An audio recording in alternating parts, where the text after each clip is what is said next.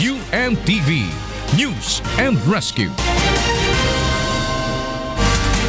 Mga balitang nakalap at ang pag-aksyon ng UNTV News and Rescue sa Pilipinas at saan mang panig ng daigdig. C-News.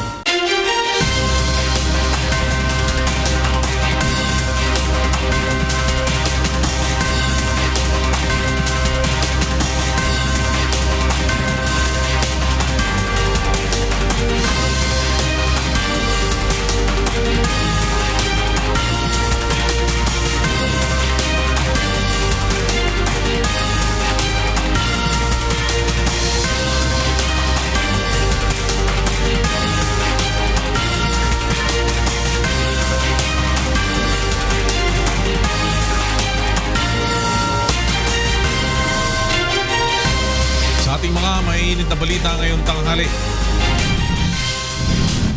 Desisyon ng Korte Suprema sa isyu ng pagpapalibing kay dating Pangulong Ferdinand Marcos sa libingan ng mga bayani posibleng ilabas na ngayong araw. Deportasyon sa narestong suspected drug lord na si Kerwin Espinosa. Inaayos na ng mga otoridad. Mga tumulong o nagkanlong kay Kerwin sa Abu Dhabi iimbestigahan. Mahigit na 50% ng mga Pilipino kaunti lang ang itiwala sa China ayon sa latest survey ng Social Weather Station. Bagyong Lawin inasa mas lalakas pa bago tumama sa Northern Luzon. Babala ng bagyo itinaas na sa ilang lalawigan. BOC Transformers, pinaghahandaan na ang mga susunod na laban upang mapanatili ang walang talong record sa UNTV Cup Season 5. At nasa 500 residente ng Pangil Laguna na tulungan sa medical mission ng UNTV at Members Church of God International. Magandang tanghali, narito ang ating mga balita. Nakatakdang talakayin ng Supreme Court ngayong araw ang mga kaso kaugnay ng paglilipat sa mga labi ni dating Pangulong Ferdinand Marcos sa libingan ng mga bayani. Mula sa Maynila may report si Roderick Mendoza live. Yes, Roderick. Flor, ngayong araw na nga magtatapos ang extension sa status quo ante order na pumipigil sa paglalagat ng mga labi ni dating Pangulong Ferdinand Marcos sa libingan ng mga bayani. Kaya't obligado ang Korte Suprema na talakayin ang kaso sa kanilang en banc session ngayong araw. Posibleng magbotohan na ang mga maestrado sa kanilang desisyon. Patuloy namang nakabang sa ilalabas na desisyon ang mga taga-suporta ng pamilya Marcos na nagtipon-tipon sa harap ng Supreme Court simula pa kahapon. Nananawagan sila na payagan ng mailibing si Marcos sa libingan ng mga bayani para umano sa pagkakaisa at paghilom ng bansa. 6 na mga petisyon ang nakabinbing ngayon sa Korte Suprema na tumututol sa Marcos burial dahil bibigyan umano nito ng karangalan bilang bayani si Marcos na anilay isang diktador at human rights violator. Flor? Roderick Mendoza nagulat mula sa Maynila. Nakidaraw sa ngayon ang executive session ng House Committee on Justice kaugnay sa resulta ng investigasyon sa Manoy illegal drug trade sa New Bilibid Prison. Mula sa House of Representatives, may report si Nel Maribohok live. Go ahead, Nel. Flora, alas 9 ng umaga na magpatuloy ang mga miyembro ng House Committee on Justice sa kanilang executive session para sa pagsasapinal ng committee report kaugnay ng isinagawang investigasyon sa umano illegal drug trade sa New Bilibid Prison. Nananatiling sarado sa media ang naturang session at inaasahan na mamaya ay bubuksan ito sa publiko para sa botohan na mangyayari para sa nilalamang rekomendasyon ng draft committee report. May 21 pahina ang committee report kung saan pangunahing nilalaman nito ang mga magiging panukalang batas para sa panukalang reforma naman sa Bureau of Corrections. Una na ring sinabi ni House Committee Chairman Reynaldo Umali na hindi makakasama sa rekomendasyon ng prosekusyon para sa mga sangkot sa illegal na kalakalan ng droga sa pambansang kulungan. Sa pahayag naman ni House Minority Leader Danilo Suarez, hindi siya lalagda sa naturang report kung hindi makakasama ang rekomendasyon upang masampahan ng reklamo ang mga itinuturong may sala sa paglaganap ng illegal na droga sa Bilibid. Mamaya ay naasaang ilalabas ng komite ang kanilang pinal na committee report na siya namang ipipresenta sa plenaryo bago mag-break ang Kongreso ngayong linggo. Floor? Nel Maribohok nagulat mula sa House of Representatives. Minamadali na ang proseso para maibalik na sa Pilipinas ang umano'y drug lord na si Kerwin Espinosa na naaresto sa Abu Dhabi kahapon. May report si Jeffrey Reyes. Lunes ng madaling araw nang arestuhin ng umano'y drug lord na si Kerwin Espinosa ng Abu Dhabi Local Police at Philippine National Police Anti-Illegal Drug Group sa pakikipagtulungan ng Interpol. Pumunta siya doon sa mga travel agency kung nagpapatulong kung paano nga ba extend yung kanyang stay doon. Doon nalaman na mga trabahante doon sa building na yon yung travel agency. Kaugnay nito, inasikaso na ng mga otoridad ang deportation documents ni Espinosa upang maibalik na ito sa Pilipinas sa lalong madaling panahon. Ayon kay Philippine Ambassador Constancio Vigno, pumasok sa Abu Dhabi si Kerwin noong ikalawa o ikatlong linggo ng Setyembre mula sa Hong Kong. Most probably travel out of the Philippines via backdoor. You could have traveled to Palawan, any island, and then probably went to Malaysia. But definitely he flew from Hong Kong because I think he was informed that he was issued a visa in Hong Kong and then landed in Dubai and then he traveled to Abu Dhabi. Ayon pa sa opisyal, hindi rin makaliligtas sa investigasyon ng mga tumulong kay Kerwin upang makapasok at makapanatili sa Abu Dhabi. Where he rented an apartment. But of course, he could not have rented an apartment all by himself. Somebody must have gotten it for him, because he's a non-resident. So a resident could have gotten that apartment for him. Si Kerwin ay may standing warrant of arrest dahil sa illegal possession of firearms and explosives sa Albuera, Leyte matapos na matagpuan ng mga baril at pampasabog sa kanilang tahanan. Una nang inaresto ang ama nito na si Albuera Leyte Mayor Rolando Espinosa Sr. noong October 5. Sa ngayon ay nasa kustodiya na ng Ministry of Interior si Espinosa habang isinasaayos ang mga dokumento sa pagbabalik nito sa Pilipinas. Jeffrey Reyes, UNTV News and Rescue, United Arab Emirates. Tala maaaring gawing testigo ang naarestong si Kerwin Espinosa laban kay Senator Leila de Lima kaugnay ng drug trade sa New Bilibid Prison. Narito ang report ni Roderick Mendoza. May inaayos lamang na ilang papeles ang mga otoridad upang maibalik sa bansa si Kerwin Espinosa matapos itong maaresto sa Abu Dhabi. Pero ngayon pa lang, pinag-aaralan na ng DOJ kung pwede itong gawing testigo laban kay Senador Leila de Lima. Mabuti naman. At least we could have an additional witness. Kung papas sa assessment ng WPP program, then we are going to offer immunity to Kerwin. Kapwa sinampahan ng Albuera Police ng kaso sa ombudsman sina de Lima at Espinosa dahil sa umano'y pagkakasangkot ng mga ito sa illegal na droga. Malakas din ang hinala ng DOJ na may koneksyon sina de Lima at Espinosa. Yeah, they think they are very close. As a matter of fact, I have a picture of the two. Dati nang sinabi ni de Lima na posibleng kuha ang litrato noong panahon ng kampanya kung kailan wala umano siyang kontrol sa mga taong lumalapit sa kanya. Ngunit ayon kay Aguirre, bahala na silang magpatunay sa koneksyon ng dalawa na higit pa sa makikita sa litrato. Roderick Mendoza, UNTV News and Rescue, Manila. Sinabi naman ni Ombudsman Conchita Carpio Morales na hindi maaaring imbestigahan ng Ombudsman si Senator de Lima dahil pawang alegasyon lamang ang ibinibintang dito. Narito ang report ni Mon Hocson. Hindi magsasagawa ng motu proprio investigation ang Office of the Ombudsman laban kay Senator Leila de Lima. Katwiran ni Ombudsman Conchita Carpio Morales, wala pang basihan upang gawin ito sa ngayon dahil pawang alegasyon lamang ang ipinupukol sa senadora.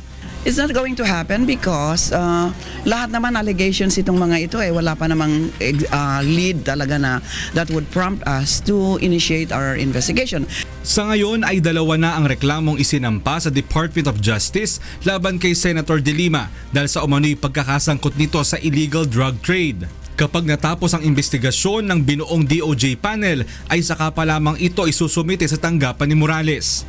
Kamakailan ay naghain rin ng reklamo laban kay De Lima ang Chief of Police ng Albuera Leyte sa Ombudsman Visayas. Ngunit hanggang ngayon ay hindi pa ito nakakarating sa kanyang tanggapan.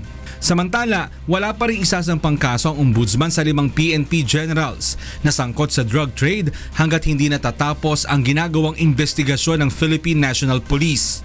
Wala pa because the police people had been tasked to conduct their own investigations, and it's just going to be an exercise in futility if we ourselves initiate also conducting because galing rin sa police ang facts na mangyayari. Sa ngayon ay nagsasagawa ng lifestyle check ang ombudsman sa 5 PNP generals na dawit sa drug trade. Mon Hocson, UNTV News and Rescue, Pasig City.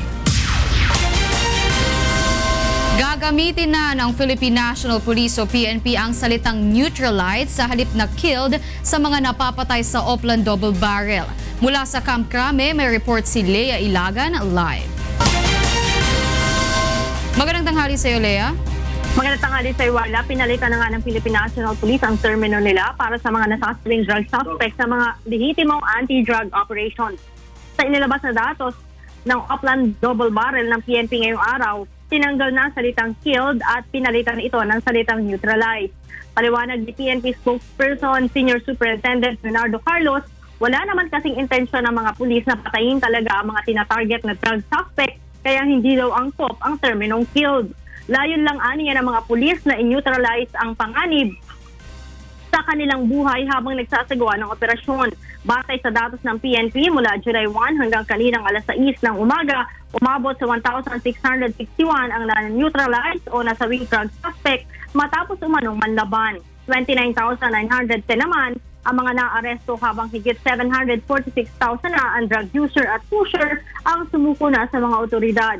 13 pulis at 3 sundalo ang nasawi habang ginagawa ang anti-drug operations, habang 40 pulis at 3 sundalo naman ang sugatan. Balik kay Wyla. Maraming salamat sa iyo, Lea Ilagan mula sa Camp Crame. Sa iba pang balita, tinatalakay sa Senado ang panukalang isailalim sa mas mahigpit na training ang mga police recruit upang maiwasan ang pagkakasangkot sa korupsyon. Mula naman sa Pasay City, may report si Joyce Balancho live. Yes, go ahead, Joyce. Magandang tanghali sa iyo. Wyla, kasulukuyang nagsasagawa ng joint hearing ang 2 komite ng Senado kaugnay nga sa sistema ngayon ng recruitment at training ng mga pulis. Alinsunod ito sa inaing resolusyon ng mga senador upang tignan ang paraan ng recruitment ng Philippine National Police dahil base sa mga nakaraang hearings sa extrajudicial killings, lumalabas na karamihan ng mga tiwali at mga nasasangkot sa korupsyon ngayon ay mga bagong recruit. Ayon kay Senator Panfilo Lacson na siyang chair ng Senate Committee on Public Order and Dangerous Drugs, baka nagkakaroon ng problema sa on-the-field training ng mga bagong pulis kung saan isinasama na sila sa kanilang mga senior. Ayon kay DILG Undersecretary Catalino Coy, matapos ang academic training, sumasailalim na ang mga bagong recruits sa body system kung saan isang PO3, SPO1 o mas senior na pulis ang humahawak na sa kanila pagdating sa training ng traffic, investigation at patrolling. Kinwestiyon naman ni Senator Lacson ang background ng mga pulis na humahawak sa mga bagong recruits dahil baka pangungutong o pagsali sa mga uri ng korupsyon ang naisasali nila sa mga bagong recruit. Pinano naman ni Senator Bingo Honasan ang kawalan ng monitoring system o follow-through system ng PNP para matiyak na napapractice ng mga bagong pulis ang magagandang naituro sa kanilang training. Ayon naman kay Professional Regulation Commission Chair Ramil Gabao, kasabay ng pag-i-improve ng training ng mga pulis, dapat din anya ay sagutin ng PNP ang problema sa subculture ng kapulisan, lalo na pagdating sa korupsyon, pag-aabuso ng kapangyarihan, pangungutong at iba pa. Maliban sa training, Wyla, pinag-usapan din ng panukalang batas si Senator Lacson kung saan nais na rin niyang tanggalin ang kapangyarihan ng pagpili ng mga hepe ng pulis sa mga mayor at local executives. Ito ay upang maiwasan anya ang korupsyon at paggamit ng mga lokal na opisyal sa kapulisan para sa kanilang personal na interes. Waila? Maraming salamat sa iyo, Joyce Balancho mula sa Pasay City. Susunod,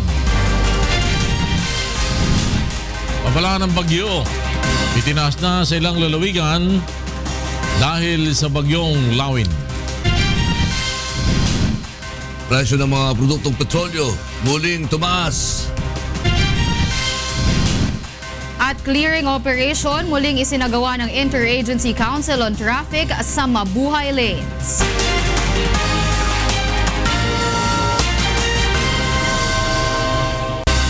Nakataas na ang storm signal sa ilang lugar sa Luzon dahil sa inaasahang paglakas pa ng bagyong Lawin bago ito tumama sa bansa.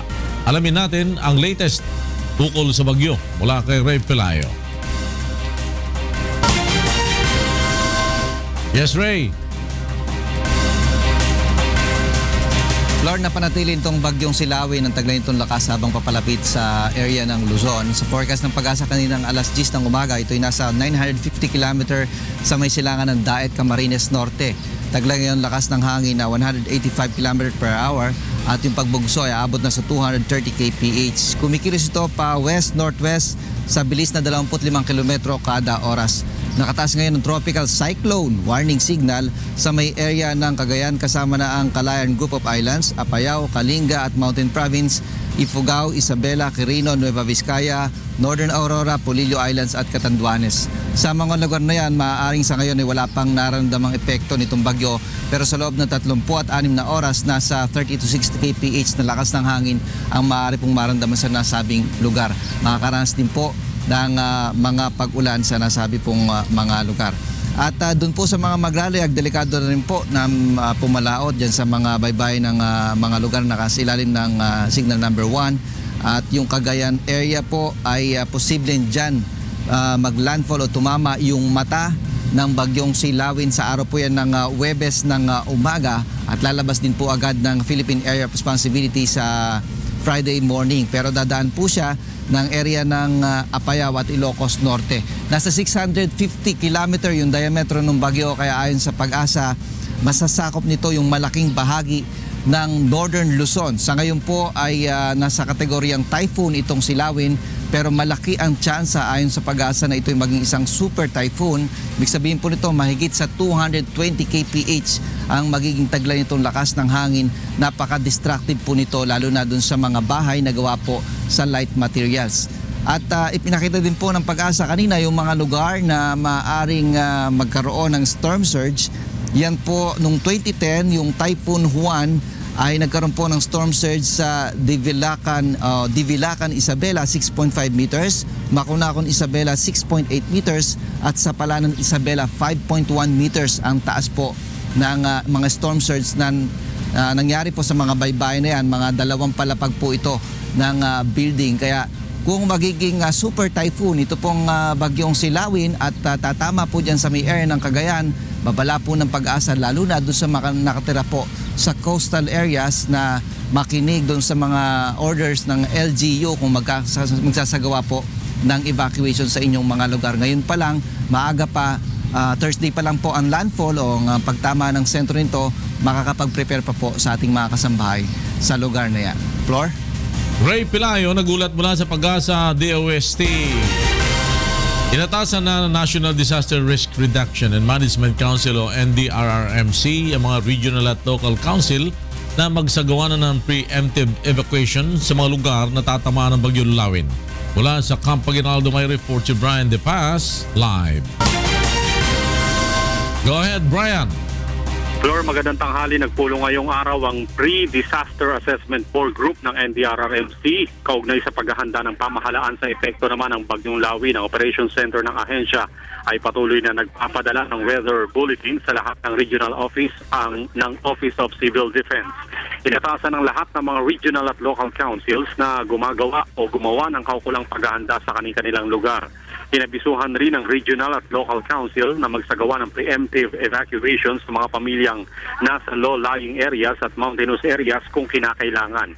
Umaasa ang NDRRMC na kung papaano nakiisa at mga kababayan sa Northern Luzon sa sinagawang preemptive evacuation sa nakalipas na pagkakarin na gayon din naman sa paghahanda Sa pananalasa naman ng Bagyong Lawi, nagpaabiso na rin ang kagawaran sa local agencies kaugnay sa paghahanda sa food items at non-food items, gayon din ang mga kagamitang kinakailangan sa pagre-responde. Ayon naman kay Executive Director Ricardo Halad, nasa red alert pa rin ang NDRRMC at umaasa nga sila sa pakikisa ng ating mga kababayan sa kanilang abiso na ibibigay sa bawat araw. Yan muna ang latest, balik sa floor. Brian De Paz, nagulat mula sa Camp Aguinaldo. Nagtaas na naman ng presyo ng mga produktong petrolyo, mga kumpanya ng langis ngayong araw. 45 centavos ang nadagdag sa presyo ng kada litro ng gasolina ng Shell, Flying V at Sea Oil. 60 centavos naman sa diesel at 55 centavos sa bawat litro ng kerosene. Kaparehong halaga rin ang price hike sa gasolina at diesel ng Phoenix Petroleum, PTT Philippines, Jetty, Unioil at Eastern Petroleum, ngunit wala namang naging pagdalaw sa halaga ng kerosene. Ito ay katlong oil price increase sa mga produktong petrolyo ngayong buwan. Nagsagawa na naman ang clearing operations ang Interagency Council for Traffic o IACT sa Mabuhay Lanes. Mula sa Tayuman, Maynila, may report si Joan Nano live. Magandang tanghali sa iyo, Joan. Babalikan po natin ang ulat na yan ni Joan Nano. Nilinaw ng Department of Labor and Employment na wala sa kanilang poder na magtakda ng 125 pesos across the board wage increase ng mga manggagawa. Naritong report ni Aiko Miguel. Nais ng nakararaming Pilipino na pagtuunan naman ng pansin ng Duterte administration ang pagtaas ng sweldo ng mga manggagawa kasunod ng matagumpay na kampanya kontra iligal na droga. Sa isinagawang survey ng Pulse Asia mula September 25 hanggang October 1, 46% ng 1,200 respondent ang nagsasabing ito na ang pangunahing isyong pambansa ngayon. Pangalawa ang paglikha ng maraming trabaho at pangatlo ang pagtaas ng presyo ng mga bilihin. Samantala na dismaya ang ilang labor groups sa bansa sa tila pagbawi ni Secretary Silvestre Bello III sa pagsusulong ng 125 pesos across the board salary increase. Ayon kay Jerome Adonis, Secretary General ng Kilusang Mayo 1, tila pagtalikod ito sa ipinangako ni Pangulong Duterte sa manggagawang Pilipino. Ang sabi ni President Duterte, ayaw niya na magkaiba ang sahod sa Metro Manila at mga probinsya. Very clear, kailangan ipatupad yung national minimum wage na 750 pesos kada araw at 16,000 sa kawani ng gobyerno. Kamakailan ay sinabi ni Secretary Bello na hindi posisyon ng DOLE o ni Pangulong Duterte ang 125 pesos dagdag sweldo. That was the personal statement of position of Undersecretary Mang Luzon. He was just presenting a possible consideration of a possible salary increase. Sa ngayon ay ipinauubaya na ni Secretary Bello sa Regional Tripartite Wages and Productivity Board ang pagpapasya kung magkano ang dapat ibigay na aumento sa sahod para sa manggagawang Pilipino. Aiko Miguel, UNTV News and Rescue, Department of Labor and Employment. Samantala, balikan po natin ang ulat ni Joan Nano live mula sa Tayuman, Maynila hinggil sa pagsasagawa ng clearing operations ng Interagency Council for Traffic o IACT sa Mabuhay Lanes. Joan? Yes, Wyla, muli nga nag-ikot ngayong umaga ang mga tauhan ng Interagency Council for Traffic o IACT sa ilang ruta ng Mabuhay Lanes upang magsagawa nga ng clearing operations.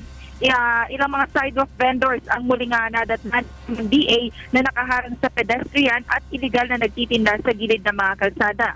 Isa-isang binaklas ng MMDA ang pwesto ng mga tindahan at isinakay sa kanilang mga truck.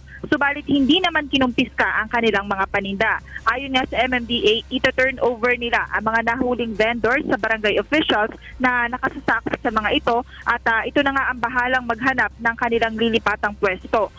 Na may alis ang mga tindahan, muling babalik ang MMDA sa mga naturang pwesto upang linisin, pinturahan at tiyakin na maayos na itong madaraanan ng mga tao. Ilang mga sasakyan nga rin na iligal na nakaparada sa kalsada ang natak ng grupo at dadalhin sa impounding area ng MMDA.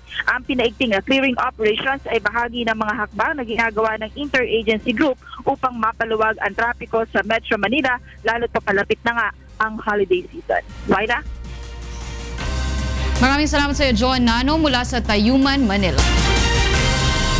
Wala pang desisyon ang Malacanang kung papalitan nga ang mga opisyal ng barangay kapag nilagdaan na ni Pangulong Rodrigo Duterte ang pagpapaliban sa barangay at sangguniang kabataan elections. Narito ang report ni Rosalie Cos. Makailang ulit ipinahayag ni Pangulong Rodrigo Duterte sa kanyang mga talumpati ang nais nitong pagpapatigil sa nakatakdang barangay at sangguniang kabataan elections noong October 31, 2016. Ito ay upang maiwasan ang pagkakaluklok ng mga opisyal sa barangay na may kinalaman sa operasyon ng iligal na droga, lalo na at libu-libong barangay captain ang sangkot dito, batay na rin sa intelligence report na natanggap ng Pangulo. Sa ngayon, hinihintay na lamang ang lagda ni Pangulong Duterte sa executive order upang opisyal na ideklara ang naturang barangay elections postponement. Ayon sa Malacanang, ito na lamang ang kulang at posibleng pirmahan ng Pangulo pagbalik niya mula sa state visit sa China. That's already all part of the. I think it's already in the pipeline. The signing of the postponement. It's already in the pipeline. Gayunman, hindi pa nakakatiyak ang Malacanang kung pahihintulutan din ng Pangulong mai-extend ang chairmanship ng mga kasalukuyang nakaupo sa barangay o magtatalaga ng officer in charge. That's something that we need to check with the ES, okay? If it's going to be holdover or will be or new appointees, okay? Base sa House Bill 3504 na pinagtibay ng mababang kapulungan ng Kongreso noong nakalipas na buwan, sa ika-4 na ng Lunes ng October 2017, inilipat ang pagdaraos ng susunod na barangay at SK elections. Nakasaad din dito ang pagbibigay ng term extension sa mga kasalukuyang nakaupong barangay officials dahil sa postponement ng eleksyong pang-barangay ngayong taon. Rosalie Cos, UNTV News and Rescue, Malacanang. Batay sa latest survey ng Social Weather Stations o SWS, 55% ng mga Pilipino ang maliit ang tiwala sa China. Mula sa Malacanang, nagbabalik si Rosalie Cos. Live. Rosalie. Magandang tanghali, Lakay. Mamayang alas 3 ng hapon ang nakatakdang pagbiyahe ni Pangulong Rodrigo Duterte mula Brunei patungong China para sa 3 araw na state visit doon. Layo ng pagbisita na pag-ibayuhin ng trade at investment cooperation ng Pilipinas at China. Subalit batay sa pinakahuling survey ng Social Weather Stations o SWS, 55% ng mga Pilipino ang kakaunti lang ang pagtitiwala sa China. 22% ang may pagtitiwala, samantalang 19% ang hindi makapagdesisyon. Kinuhang survey mula September 24 hanggang 27 sa pamamagitan ng face-to-face interviews sa 1,200 respondents sa buong bansa. Samantala, nananatili naman ang Amerika bilang pinagkakatiwalaan ng nakararaming Pilipino kung saan positive 66% ang net trust rating o very good sa kategorya ng SWS survey. Sumunod dito ang Australia at Japan na kabilang sa mga pinakaaasahang official development assistance partners at ang China ang pinakamababa na nakakuha ng negative 33% net trust rating. Lakay. Maraming salamat, Rosalie Cos. Nag-uulat mula sa Malacanang. At ngayon naman, alamin natin ang mga balita mula sa iba't ibang panig ng Pilipinas, mula sa ating kasambahay na si Frima Salonga Gloria. Maya paugto, Frima. Dakala salamat, Lakay, at maya paugto ka rin kay katamong kasambahay. Iniing kay katamong balita, iba't king miyayaliwang lugar king kay katamong bansa. Magpatupad lang panibayong lakbang ing Mandaue City Government bang tuluyan ng asolusyonan ing mabayat trapiko king Balen. Ining report ng Gladys Towabi. Pipila ka bagong lakang ang ipaimplementar sa kagamhanan sa dakbayan sa Mandaue tungod sa padayong pagbugat sa trapiko ilabi na sa UN Avenue. I am confident that this will help in the smoother traffic flow on UN Avenue once we implement these measures. And we hope, for the sake of the convenience of the riding public, that everybody please follow these rules and regulations. Kaya sulti sa tinuod, this is not for me, this is not for the city of Mandaue, this is for the good of the entire province of Cebu.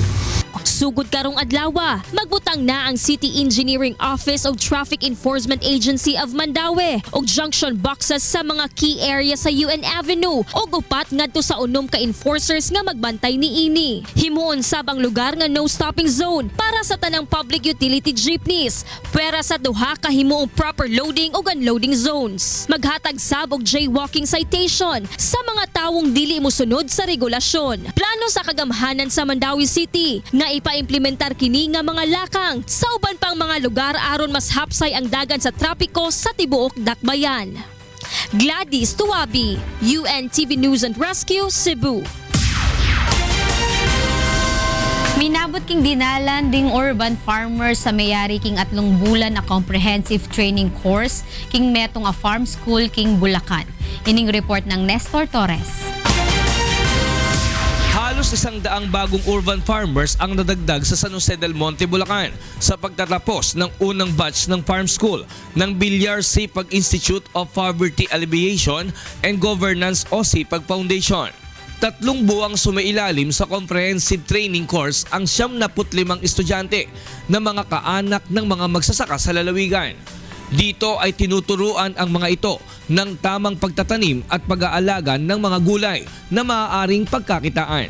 Marami kaming natutunan sa buong napag-aralan namin about nga sa mga organic na pananim. Mas napapahalagahan ko na yung mga gulay na natanim kasi nga syempre experience ay katulad ng mga farmers natin. Siguro mga 10 taon lang nagtatanim na ako. Ngayon naman 74 na ako. Abay, napakasarap ng pakiramdam. 84 na taon na ako sa pagsasaka.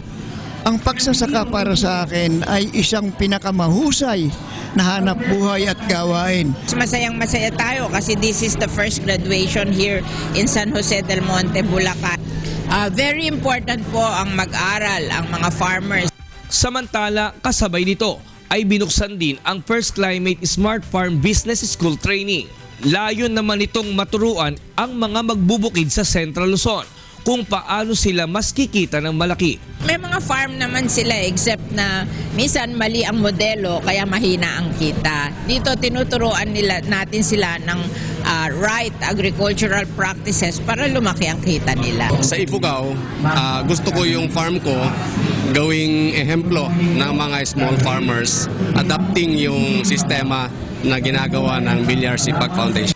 Nestor Torres, UNTV News and Rescue, Bulacan.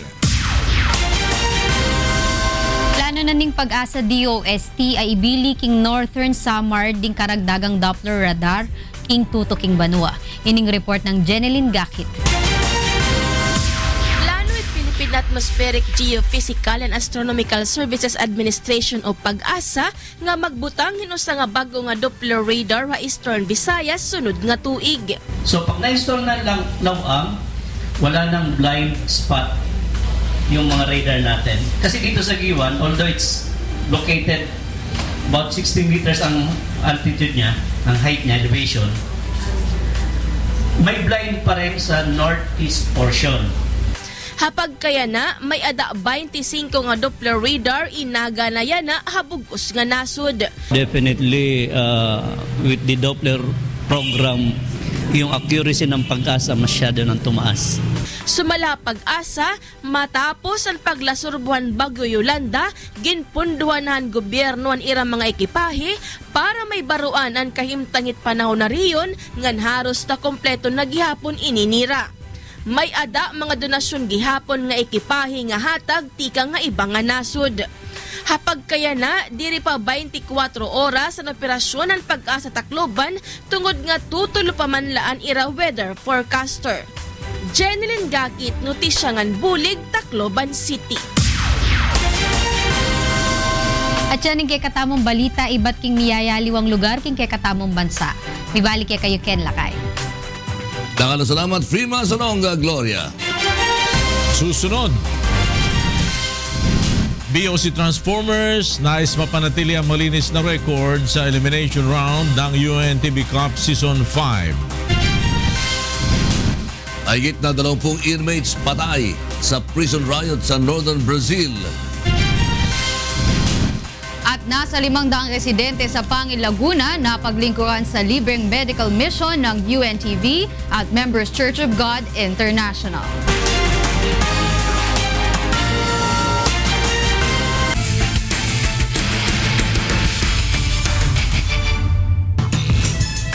Dumarami na ang fans ng BOC Transformers dahil sa mga cardiac game na naipapanalo nito sa elimination round ng UNTV Cup Season 5. Narito ang report ni Bernard Dades. Chance to. Ito, Tres, pag pumasok panalo. BOC wins! Nangunguna ngayon sa Group B ng first round eliminations ng UNTV Cup Season 5 ang Bureau of Customs Transformers na may 4-0 win-loss record. At sa tuwing maglalaro ang pinakabagong team sa liga ng mga public servant, mistulang championship game ang bawat sagupaan. Quickly, and Sumalino! Sumalino! Napapatayo ang bawat manonood at dumadagundong ang buong sports center sa pinakabagong crowd favorite sa UNTV Cup sa pangunguna ng dalawang PBA legend na sina Kenneth Captain Marvel Duremdes at Marlo the Skyscraper Aquino. Kenneth wants a pick. Fires a three. Kaya naman ayon kay playing coach Kenneth Duremdes, mas lalo pa nilang paghahandaan ang mga susunod nilang laban. Kailangan talaga namin improve kung how to start well. Kasi lahat ng mga games namin slow start. Nagre-rely na lang kami in the end of the second half dun sa experience. So hindi pwede mangyari yun every game. We will practice again hard on our next practice. Samantala, pinahayag naman ni Customs Commissioner Nicanor Faeldon sa programang Get It Straight with Daniel Rason na nais niyang maglaro sa UNTV Cup. Hindi ba kayo maglalaro sa UNTV Cup? Inaabangan kayo ng mga fans ng BOC. Wala ba kayo? Pag may maglarong head of office, maglalaro ako. Nagpapasalamat rin si Paildon sa pagkakataong maging bahagi sila sa adhikain ni Mr. Public Service Kuya Daniel Rason. Papasalamat ako sa UNTV, lalo sa inyo Sir Daniel. Napakaganda nung inyong programa. Suportahan natin yung UNTV Cup and all the other public service programs of UNTV. I encourage everyone to continue to support it. I am appealing to the public. The Bureau of Customs is yours. Inyo po ito eh. Empleyado nyo lang po kami doon. So whatever you can help, unang-una, give us opportunity to reform it. That's why yung team natin, Transformers. Bernard Dades para sa UNTV Cup Season 5. Samantala, mula sa basketball, mag-weightlifting tayo. Tumaas pa ang bilang ng mga nagnanais sundan ang mga yapak ni 2016 Rio Olympic silver medalist Heidelin Diaz sa Zamboanga City. Narito ang report ni Dante Amen. Ikinatuwa ng weightlifting team sa Zamboanga City at ni 2016 Rio Olympics silver medalist Heidelin Diaz ang patuloy na pagdami ng mga weightlifting aspirants sa lungsod. Bukod umano sa pagkapanalo ni Heidelin sa kompetisyon, inaasahan din na may bagong 3 weightlifting facilities ang itatayo sa lugar. Kabilang dito ang ipinangako ni Pangulong Duterte, weightlifting gym ni Heidelin malapit sa kanilang bahay at isa pa na gagawin naman ng Universidad de Zamboanga kung saan dating nag-aaral si Diaz. Nasa 7-8 years old, nag-uumpisa na sila. No? Then dito naman sa center namin sa UC, dumami din. So last time nag-try out kami, umabot kami ng 127. So noon, nasa 20 lang yan, no?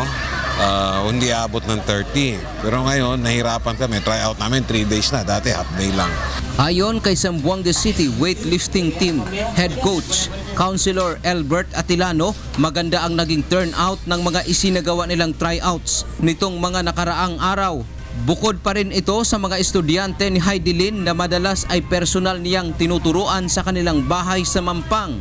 Sa ngayon, mayroong 4 na member ng national team na bata pa at posibleng makapasok sa 2018 Youth Olympics o 2020 Tokyo Olympics. Sobrang dami ng gustong sumuporta sa weightlifting kasi nakita nila na by weightlifting or by sports, nakikita nila yung nag-unite ang tao, yung mga bata na na-inspired na mag-engage sa sports. Parang Bagamat malayo pa ang 2020 Tokyo Olympics, ay patuloy pa rin ang mga trainings ni Heidelin Diaz para makuha ang inaasam na gintong medalya sa bansa.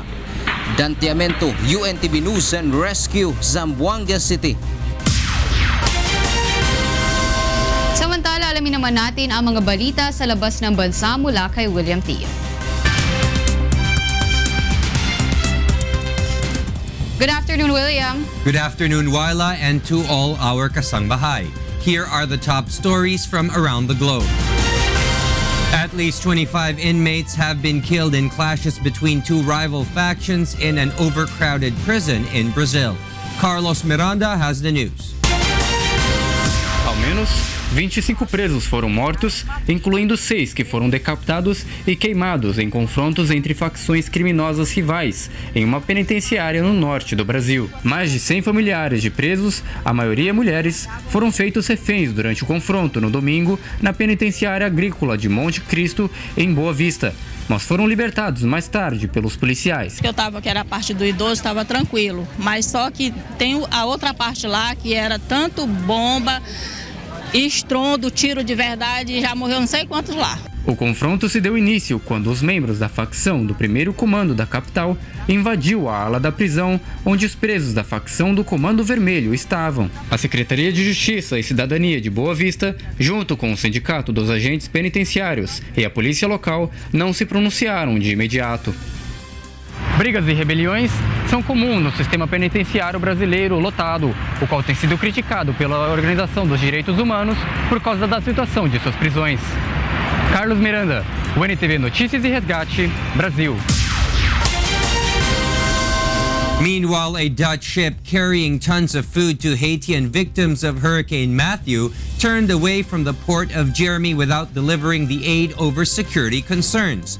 The Dutch government sent its naval ship from the nearby Caribbean island of Curaçao to get to the aid victims quickly. But thousands of people soon gathered on shore, and with minimal security and no organized way to distribute the aid, the ship was forced to leave before distributing the said aid. Dutch Ministry of Defense spokesperson Jurian Esser said ship personnel are distributing as much aid as they can on rubber boats to smaller coastal communities. They also plan to head on to Port-au-Prince, where they will repackage bigger items to be transported by rubber boats. The Category 4 hurricane tore through Haiti's western coast on October 4, killing about 1,000 people and leaving more than 1 million residents in need of humanitarian aid. And in other news, tourists are fascinated with a farm in Kuwait that produces fruits and vegetables free of pesticides. Mylene Soriano has the news. يتصور أنه على الرغم من كونها بلد صحراوي الكويت لديها مزارع والتي تنتج مجموعة واسعة من الخضار والفواكه والحيوانات التي هي كلها كيميائية وبدون مبيدات حشرية، بالإضافة إلى خلايا النحل المساعدة في عمليات التلقية. أنشئت في عام 2005 مزارع ياسمين التي تستخدم تقنيات الزراعية والمائية لمشاتلها القدرة، كما مسموح لحيواناتهم مثل الأبقار والماعز والدجاج والجمال للتجول بحرية بالمزرعة. لا تقدم لهم أي مضادات حيوية أو هرمونات النمو بل بالتغذية الممتازة. The thing with here is, yes, it is very hot, but the growing season, things do grow very quickly, very, very quickly. So we can sometimes have maybe 2, maybe 3 crops in that short period.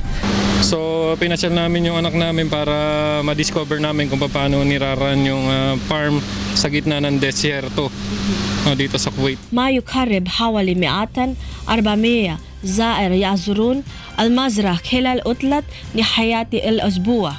All our ingredients are fresh. We do not use any stabilizers, any emulsifiers, or any preservatives.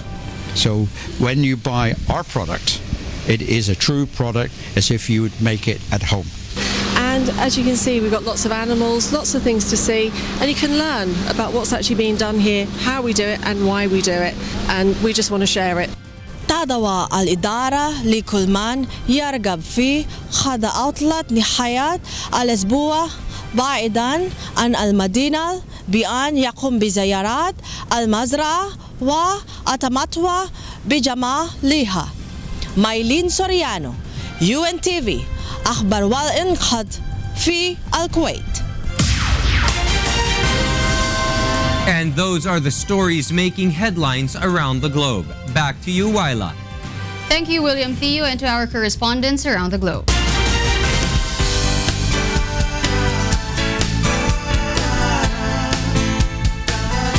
Halos 500 residente sa Pangil, Laguna ang natulungan sa libreng medical at dental mission ng UNTV at Members Church of God International. Narito ang report ni Sherwin Culubo. Mula Metro Manila, 3 oras na naglakbay ang UNTV Serbisyong Kasangbahay staff kasama ang Members Church of God International at ang iba pa nating partner in public service upang marating ang Pangil, Laguna. Ang Pangil ay isang 4th-class municipality o isa sa may hirap na munisipalidad sa lalawigan na binubuo ng mahigit 23,000 residente. Pagdating dito, agad na tinungo ng grupo ang Balian National High School sa Barangay Galalan kung saan isasagawa ang medical at dental mission. Hindi naman naging hadlang ang maulang panahon sa daang-daang kababayan natin na matyagang naghintay upang samantalahin ang pagkakataon na libreng makapagpatingin sa doktor o espesyalista. Hirap din po kasi po yung center po namin, para wala pong gamot minsan. Maraming salamat po sa UNTV kasi nagpadala po dito ng tulong sa lugar namin kahit malayo po, mataas po, upland po. Okay, kasi po napakalaking tulong po sa amin pag meron pong umaakyat dito na nagkaroon ng medical mission dahil po yung sala talaga po sa kahirapan ng mga tao. Umabot sa halos 500 ang napagkalooban ng iba't ibang libreng serbisyong medikal, dental at nabigyan ng libreng gamot. Nagpapasalamat naman ang mga residente sa barangay sa tulong na tinanggap mula sa serbisyong kasangbahay. Salamat po ako ng marami kasi po malaki po yung tulong dito sa aming school. Papasalamat po ako sa UNTV dahil sa kalayuan dito, inahon niyo po kami dito, inakyat kami sa kabundukan at dinala niyo yung medical dental mission na napakalaking tulong po talaga sa aming barangay. Sa darating na Biyernes, October 21, muling magsasagawa ng medical mission ng UNTV at MCGI sa bayan naman ng San Pedro sa Laguna. Sherwin Kulubong para sa Serbisyong Kasangbahay. Alamin natin ang pag-level up ng ilan sa ating mga news anchor na may mga papel na gagampanan sa pelikulang Isang Araw, Ikatlong Yugto. Sa report ni Brian Evangelista.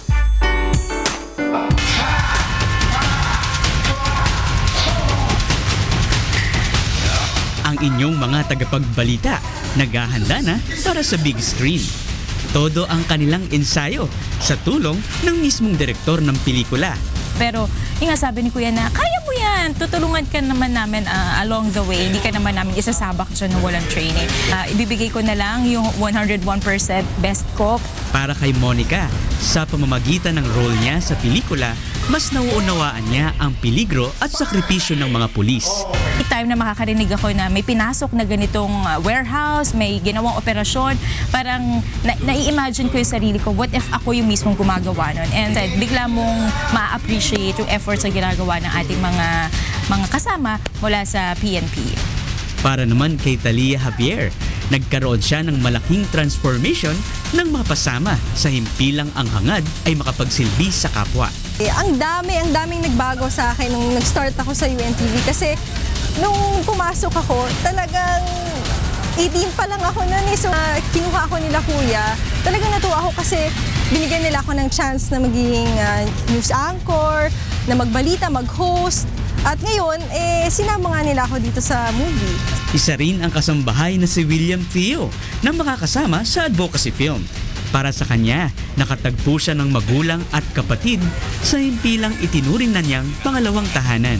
Ako sa kung tutuusin, matagal na rin akong host sa UNTV and then I've always learned a lot from Kuya in all angles of my life. Isa akong tao kasi sa totoo lang wala talaga akong kapatid na older and I don't have a father. Kaya sa mahabang panahong nagdaan, lahat ng mabuti kanyang natandaan. Kung gawa lang siya, it's easy to forget a job there. It's like a task. But if it's something that is in your heart, if it's etched in your heart, no matter what, it comes out as second nature sa totoo lang. Ay, kung gusto nyo pong makakita ng From News Anchor na sumisipa at sumusuntok, abangan nyo po itong isang araw, ikatlong yugto. Of course, makakasama natin sina Kuya Daniel Razon, si Ate Arlene Razon, si Rina Villamor, yung makasama ko kasi sa eksena, at iba pang mga batikang artista. At sigurado mag-e-enjoy po kayo dito at makakakita po kayo ng mga bagay na hindi nyo po inaasahan na makikita. Brian Evangelista, UNTV News and Rescue, Philippines. Flor, ano tayo? Kayo yung kalaban. Sa ikasampung yugto tayo, sa ikasampung yugto. Magagawa mo. Kasi puno na kasi yung kontrabida. Kaya hindi tayo po pwede. Tayo yung kalaban. Oo, kontrabida lang ano natin lakay. Talagang nanduro lang tayo. Kuya, wish lang namin ikasampung yugto. Abangan niyo po kami sa ikasampung yugto. Yan ang mga balitang aming tinutukan at inaksyonan. Dahil sa aming pagbabalita, una ang pagkalinga sa kapwa. UNTVC News. May balita sa mga panig ng daigdig. Magandang tanghali.